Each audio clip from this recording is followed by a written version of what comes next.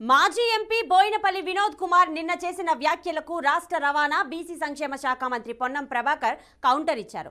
తాను ఎంపీగా ఉన్నప్పుడు చేసిన అభివృద్ధిని చూపిస్తానని వివరించారు.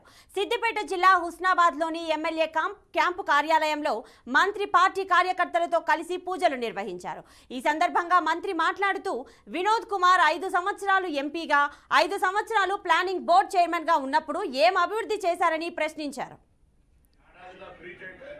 ఏడాది తర్వాత 400 పెట్టాం. ఏడాది అగ్రిమెంట్ నెలకే 420 మన బుక్లు మన మ్యానుఫ్యాక్చర్ పైన పెట్టి కాదు, వాటి బుక్లెట్ కాదు. ఇప్పుడు నిన్న ఇంకొక ఇక్కడ వచ్చాడు పున్నప్పుడు 2 రోజుల శిలాపలక పెట్టినాడు. నేను అడుగుతున్న 10 ఏళ్ళలో ఆయన చేసింది 5 ఏళ్ళు ఎంపీ, 5 ఏళ్ళు ప్లానింగ్ బోర్డు చైర్మన్. నేను 5 ఏళ్ళు ఎంపీగా చేసింది ఎవరో బరాబర్ చూపెడతారు. ఇక్కడ ఏం చేస్తున్నాం. కళ్యాణ